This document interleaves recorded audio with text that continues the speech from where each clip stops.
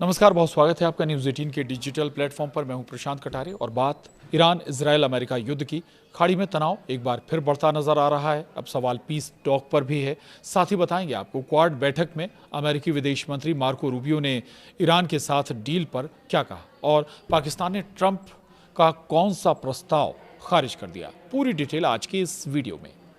दरअसल खाड़ी में चल रहे तनाव के हालात को देखते हुए ऐसा लग रहा है जैसे समझौता अब करीब नहीं है।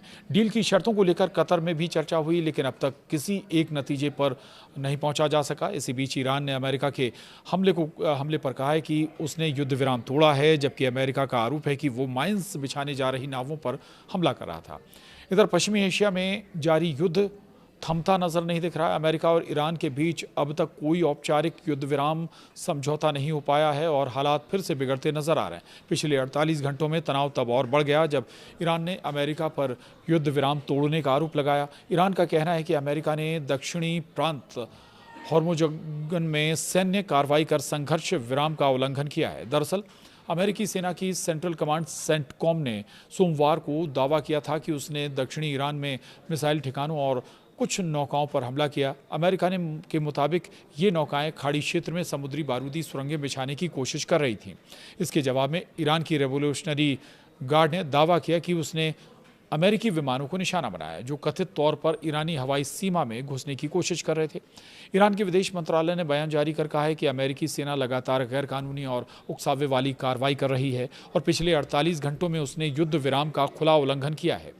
अब बताते हैं आपको आखिर ईरान युद्ध में अब तक क्या क्या हुआ है। लेबनान का भी जिक्र कर लेते हैं। लेबनान में भी हालात बेहद तनावपूर्ण बने हुए हैं। मंगलवार को दक्षिणी लेबनान में इजरायली हमलों में 31 लोगों की मौत हो गई, जबकि 40 लोग घायल बताए जा रहे हैं। इजरायली सेना ने दक्षिण और पूर्वी लेबनान के कई इलाकों में हमले तेज कर दिए और लोगों को गांव खाली करने के आदेश बता दें आपको जारी किए गए हैं। आपको बता दें, तेहरान से मिली रिपोर्ट के मुताबिक ईरानी अधिकारी अमेरिका की कार्रवाई को खुलेआम युद्ध विराम का उल्लंघन बता रहे हैं। उनका कहना है कि अमेरिकी हमलों के बाद अब वॉशिंगटन पर भरोसा करना मुश्किल हो गया है, जिससे शांति वार्ता पर भी असर पड़ सकता है। इस बीच ईरान की सेना के एक वरिष्ठ प्रवक्ता ने चेतावनी दी है कि अगर अमेरिका और इजरायल ने फिर हमला किया तो ईरान पहले से कहीं ज़्यादा कड़ा और व्यापक जवाब देगा, जिसका असर क्षेत्र से बाहर भी देखने को मिल सकता है। वहीं ईरान के उपराष्ट्रपति मोहम्मद रजा आरिफ ने कहा है कि कई हफ्तों की पाबंदियों के बाद देश में इंटरनेट सेवाएं बहाल करने की दिशा में पहला कदम उठा लिया गया है। तो ईरान और अमेरिका के बीच तनाव एक बार फिर खतरनाक मोड़ पर पहुंचता दिख रहा है। पिछले 24 घंटे में 3 बड़े घटनाक्रम सामने आए, या कहें पिछले 48 घंटों का जिक्र करें तो 3 बड़े घटनाक्रम। ईरान ने अमेरिकी स्ट्राइक्स के बाद बदला लेने की धमकी दी। वहीं क्वाड बैठक में अमेरिकी विदेश मंत्री मार्को रूबियो ने कहा कि ईरान के साथ डील में अभी समय लगेगा। इसी बीच पाकिस्तान ने ट्रंप के इजरायल को मान्यता देने वाले प्रस्ताव को खारिज कर दिया। हॉर्मुज़ जल रमरू मध्य में एक बार फिर बढ़ता तनाव अब वैश्विक तेल बाजार, जो कि पहले से ही प्रभावित है, उस पर और बड़ा संकट आने की आहट दे रहा है। दुनिया एक बार फिर उस मोड़ पर खड़ी दिखाई दे रही है जहां एक छोटी चिंगारी भी फिर से पूरे मिडिल ईस्ट को आग में झोंक सकती है। बीते 24 घंटे में जो 3 बड़े घटनाक्रम सामने आए हैं, उन्होंने वैश्विक कूटनीति की धड़कनें तेज कर दी हैं। ईरान ने अमेरिका को सीधे जवाब देने की धमकी दी है। अमेरिकी विदेश मंत्री मार्को रूबियो ने क्वाड बैठक में साफ कहा कि ईरान के साथ कोई समझौता इतनी जल्दी नहीं होने वाला। वहीं पाकिस्तान ने डोनाल्ड ट्रंप के उस बड़े प्रस्ताव को ठुकरा दिया जिसमें इजरायल को मान्यता देने की बात शामिल थी। ये तीनों घटनाएं अलग अलग जरूर दिखती हैं, लेकिन इनके तार सीधे मध्य पूर्व की उस उबलती राजनीति से जुड़े हैं जहां तेल, ताकत और रणनीति का खतरनाक खेल चल रहा है। सबसे बड़ी चिंता हॉर्मुज़ जल डमरू मध्य को लेकर है। दुनिया के बड़े हिस्से का तेल इसी रास्ते से गुजरता है और पहले से ही युद्ध के दौरान ये काफ़ी प्रभावित रहा है, जिसका असर अब पूरी दुनिया में देखने को मिल रहा है। अगर यहाँ तनाव एक बार फिर बढ़ा तो सिर्फ मध्य पूर्व नहीं बल्कि पूरी दुनिया की अर्थव्यवस्था अब तक की खतरनाक स्थिति में पहुंच सकती है। बाजारों में पहले से ही बेचैनी दिखाई देने लगी है। विशेषज्ञ मान रहे हैं कि अगर आने वाले दिनों में बातचीत आगे नहीं बढ़ी तो हालात और ज़्यादा विस्फोटक हो सकते हैं। वहीं हाल के दिनों में अमेरिका ने ईरान के मिसाइल लॉन्च साइट्स और स्ट्रेट ऑफ हॉर्मुज़ के आसपास मौजूद कुछ नावों पर स्ट्राइक किए थे। अमेरिका ने इन्हें सेल्फ डिफेंस बताया, लेकिन ईरान ने इसे खुली आक्रामकता माना। इसके बाद इस्लामिक रेवोल्यूशनरी गार्ड कॉर्प्स यानी IRGC ने कड़ा बयान जारी कर बदला लेने की चेतावनी भी दी। इसी बीच क्वाड बैठक में मार्को रूबियो का बयान सामने आया। कि ईरान के साथ समझौते में अभी समय लगेगा क्योंकि न्यूक्लियर प्रोग्राम और सैंक्शंस पर मतभेद बने हुए हैं। इससे ये साफ संकेत गया है कि फिलहाल तनाव जल्दी खत्म होने वाला नहीं। तीसरा बड़ा घटनाक्रम पाकिस्तान से जुड़ा है। ट्रंप प्रशासन चाहता है कि पाकिस्तान भी इजरायल को मान्यता देने की दिशा में आगे बढ़े, लेकिन इस्लामाबाद ने साफ इनकार कर दिया है। पाकिस्तान ने कहा है कि फिलिस्तीन मुद्दे का समाधान हुए बिना ऐसा संभव नहीं है। इन तीनों घटनाओं ने मिलकर ये संकेत दे दिया है कि मध्य पूर्व में शांति की राह अब और कठिन हो गई है। उधर मध्य पूर्व में हालात पिछले कुछ दिनों से लगातार बदल रहे हैं। युद्ध के बाद अमेरिका और ईरान के बीच बातचीत की खबरें ज़रूर सामने आ रही थीं, लेकिन ज़मीन पर तनाव कम होता नहीं दिखाई दे रहा। अमेरिकी सैन्य कार्रवाई और उसके जवाब में ईरान की धमकियों ने माहौल को और ज़्यादा गंभीर बना दिया है।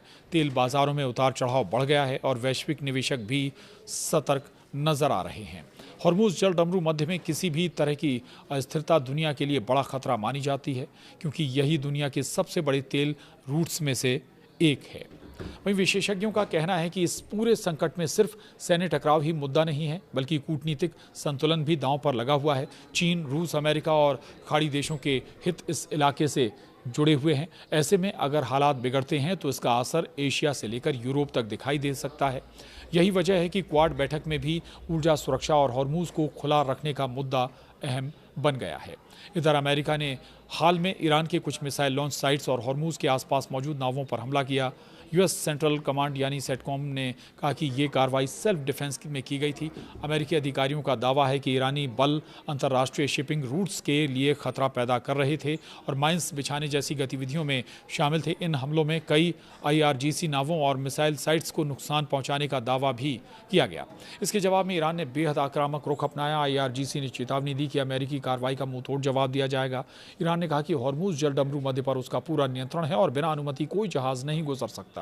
ईरानी अधिकारियों ने दावा किया कि पिछले 24 घंटे में 25 जहाज सुरक्षित रूप से हॉर्मुज़ से गुजरे, लेकिन तनाव बना हुआ है। IRGC ने यहाँ तक कहा कि ज़रूरत पड़ने पर जवाब क्षेत्र के बाहर भी दिया जा सकता है। और बड़ी बात यह है कि न्यूक्लियर डील पर एक बार बात फिर अटक गई है। दरअसल अमेरिका और ईरान के बीच समझौते की कोशिशें अब भी जारी हैं, लेकिन कई बड़े मुद्दों पर सहमति नहीं बन पा रही है। दोनों देश एक प्रारंभिक मेमोरेंडम ऑफ अंडरस्टैंडिंग यानी MOU पर काम कर रहे हैं, लेकिन असली टकराव ईरान के न्यूक्लियर प्रोग्राम और अमेरिकी प्रतिबंधों को लेकर है। ईरान चाहता है कि अमेरिका पहले आर्थिक प्रतिबंधों में राहत दे, जबकि अमेरिका चाहता है कि ईरान अपने न्यूक्लियर प्रोग्राम पर कड़ी सीमाएं स्वीकार करे। पूर्ण निरीक्षण और लंबी अवधि की निगरानी को लेकर भी विवाद बना हुआ है। वहीं अमेरिकी पक्ष ये भी चाहता है कि हॉर्मुज़ जल डमरू मध्य पूरी तरह खुला रहे और वहां किसी तरह की रोक टोक ना हो। यही कारण है कि बातचीत आगे बढ़ने के बावजूद भरोसे का संकट खत्म नहीं हो पा रहा। वहीं क्वाड में रूबियो का बयान क्यों अहम माना जा रहा है, ये भी आपको बताते हैं। दरअसल भारत की राजधानी दिल्ली में हुई क्वाड विदेश मंत्रियों की बैठक में अमेरिकी विदेश मंत्री मार्को रूबियो का बयान काफ़ी चर्चाओं में रहा। रूबियो ने साफ कहा कि इतनी जल्दी जंग खत्म नहीं होने जा रही और ईरान के साथ समझौते में अभी कुछ दिन और लग सकते हैं। उन्होंने माना कि न्यूक्लियर और सैंक्शंस मुद्दों पर मतभेद बने हुए हैं। रूबियो ने यह भी कहा कि अमेरिका किसी जल्दबाजी में खराब डील नहीं करेगा। उन्होंने क्वाड देशों को भरोसा दिलाया कि अमेरिका ऊर्जा सुरक्षा और समुद्री रास्तों की सुरक्षा के लिए सहयोग बढ़ाएगा। उनका ये बयान इसलिए भी अहम है क्योंकि इससे साफ संकेत मिल गया कि वॉशिंगटन अभी दबाव की रणनीति और कूटनीति दोनों को साथ लेकर चल रहा है। वहीं डोनाल्ड ट्रंप की कोशिश है कि अब्राहम एकॉर्ड्स का दायरा और बढ़ाया जाए। इसी रणनीति के तहत पाकिस्तान समेत कुछ मुस्लिम देशों से इजरायल को मान्यता देने की बात की गई, लेकिन पाकिस्तान ने इस प्रस्ताव को साफ तौर पर खारिज कर दिया। पाकिस्तान के रक्षा मंत्री ख्वाजा आसिफ ने कहा कि फिलिस्तीन मुद्दे का समाधान हुए बिना इजरायल को मान्यता देना संभव नहीं होगा। ये पाकिस्तान की तरफ से कहा गया है। और इन हालातों में तेल बाजार और वैश्विक अर्थव्यवस्था पर क्या असर है, ये भी समझिए। तो हॉर्मुज़ जल डमरू मध्य दुनिया की ऊर्जा सप्लाई का सबसे अहम रास्ता माना जाता है। दुनिया के लगभग 20% तेल की सप्लाई इसी रास्ते से गुजरती है। पहले से एक युद्ध के कारण ये प्रभावित हो चुका है और इसका असर अब दुनिया की अर्थव्यवस्था पर दिख रहा है। अगर यहाँ तनाव फिर से बढ़ता है या शिपिंग फिर से प्रभावित होती है तो तेल की कीमतों में जो पहले से उछाल आया है वो और ख़तरनाक हो सकता है।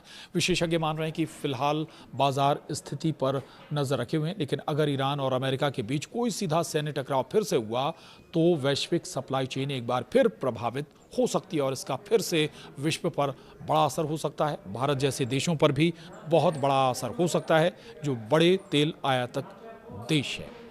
और मिडिल ईस्ट से जुड़ी तमाम अपडेट के लिए आप बने रहिए न्यूज़ 18 के डिजिटल प्लेटफॉर्म के साथ। नमस्कार।